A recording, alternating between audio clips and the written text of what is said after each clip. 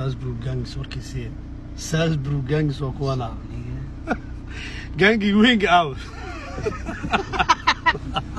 arintu hadda waxay noqotay mid u muuqata in xoog la isku muqoon doono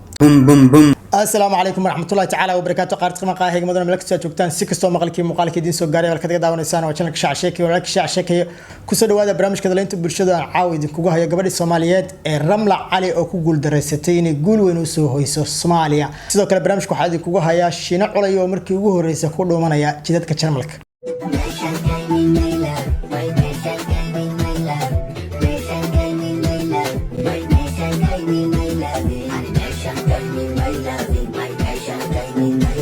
وهيك صاحب كورنتنا برامج كو جيجل حسبنا كعسان channel كيس soo saartan sidoo kale aalay la dhacdaan muuqaalkan si uu gaar saxib okay وهيك صاحب aan ku horeeyay channelka maxaa ka jira hadaba sida aan baraha bulshada xalay ilaa iyo maanta kula soconay waxa si weyn u qabsaday hadal hayntii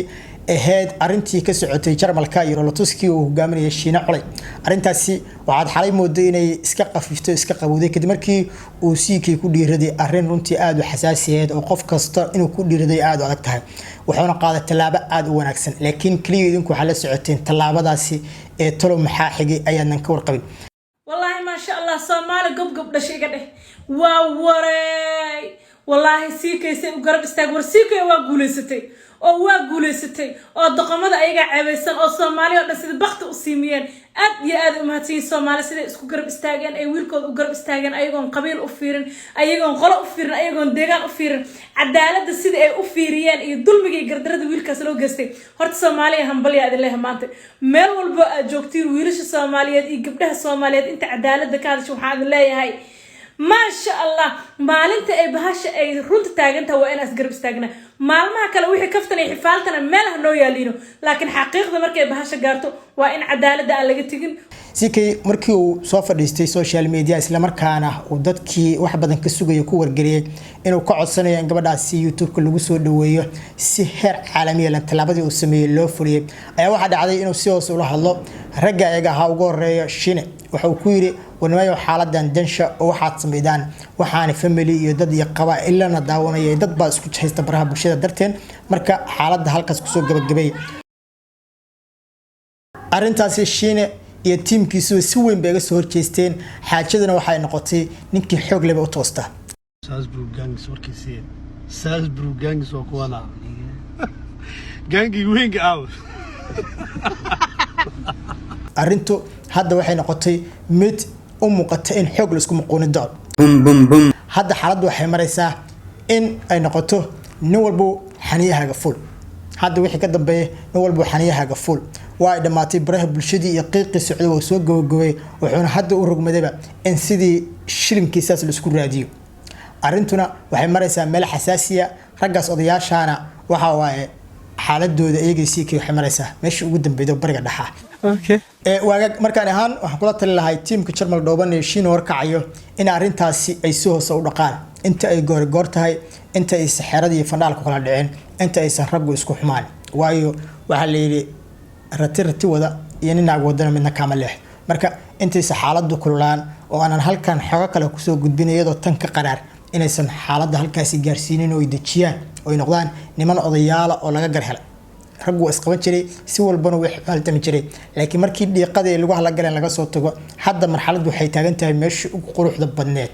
marka haday taladeeda maqlayaan team Shiine waxaan dheelahay hawshaasi halkaas lagu ekeeyo oo ninkaas waa in ka guuleystay markii uu xalay wax ka yar 1 hour oo 100k people ugu sheegay inuu ka xumayn wixii ay ku sameysay gabadhiisii hore isla markaana uu leeyahay orda taga oo YouTube-keeda kala kiciya meeshii idinka aad soo gaarsiiseen iyo meesha hadda markuu marayo markii la fiirshana waxaad moodaa inay tahay nin walba ninkiisa noolaysto oo hawshan idinka leen kaga fiicnaaba shaqadii aad qabanaydeen ee aad isku habar wacateena ay tahay mid fashil ah halkaas ku gabagabeedaan haddii aad noqon weydaan mid talaabadaasi qaata oo meesha wanaagsan wax ka fiiriya waxaan halkan ku soo gudbin doonaa xaaladda oo middan ka sii qara waagaag markana Ramla Cali haddaba aad baan aga xumaha runtii guuldaradii ku dhacday ummadda Soomaaliyeed ma ahan inay kaliya Ramla ku dhacday waxa galabta ay Ramla ku guuldareysatay in guul dad badan oo Soomaaliyeed ay sugayeen inay soo hoyso iyada iyo dad badan Soomaaliyeed ayaana galabta guuldarro loo hiday kadib markii gabar u dhalatay dalka Romania ay guul weyn ka gaartay isla markaana Ramla ay sidaas ku guuldareysay hadaba dad badan oo Soomaaliyeed is weydiinaya waa maxay sababta ay Ramla la guuldareysato aniga hadda ku sheegay dhageysa marka gabadhan Ramla Cali lama yiraahdo magaceedu saddexan waxa la yiraahdaa Ramla Saciid Axmed Cali waa gabar feeriyahanad qatar ah intaas kaliya shaqadeedu ma inay feeriyahan tahay waliba waa gabar model ah oo professionalkii xirfadeedu ay u dheer tahay inay tahay gabar model ah waliba arrimo kale oo sii dheer yihiin oo modelkaasi waxa salacaynka ah sidoo kale waa gabadhii Soomaaliyeed oo feeriyahanadii Soomaaliyeed ugu horeysay ee guulo waaweyn ka gaartay koobka Olombikada ee feerka hadaba marka iyadoo sidaas ay tahay waa maxay gabadhu sababtay la guuldareysatay sababaha ugu waaweyn waa midaan gabadhan daada u qoran iyo dadka ay ka hor imaanayso ayaa aad runtii u kala duwan markii loo fiirsho ayada ahaan waxa u qoran dhalatay September 1989 waa 31 sano ka hor sidaasna waxay ka dhigan tahay inay 31 sano jirto marka muuqaalkeeda markaad fiiriso iyo daada iyadoo ay dhalatay oo meesha ugu qoran inay runtahay inay been tahay inta ma xaqiiqi karo laakiin markii loo fiirsho aad buu kala duwan yahay moodaa inay ka daayar tahay daada meesha ugu qoran ay ka yartahay sidaas daraadeed waxay mutaysatay in dad ahaan ka agdhow sidaas daraadeed waxay mutaysatay ama daadeeda markii la qiimeeyay waxay mutaysatay in dad ahaan ka agdhow ama daadeeda kale ama dad isku fac yihiin oo kale loo soo xulo waliba dadkaas isku fac yihiin waxa loo fiirinayaa xilliga daada ay ku qiyaasayaan laakiin waxaad moodaa in 20 sano qofka markaas iyada la soo agdhigayo 20 sano inuu ka weyn u muuqato laakiin iyadu inay ka weynto kale lagu soo bandhigay halkaas tusaale kale gabadha hadda ay la tartamayso magaceeda waxa la yiraahdaa Maria waxa ay dhalatay August 15 1993 sano ka hor taasi waxay ka dhigan tahay inay 3 sano ka yar tahay Ramla waana qofka muuqaalkiisa aad u jeedaan أنا هنا مثلا إن الشنية تونزنا كوين تهاي رملة halkay hadda 3 sano ka yarta meesha ay ku cabirantahay waa sababta ugu weyn ee gabadhan markii daada loo xareynayay ay gaalada ugu qiyaameen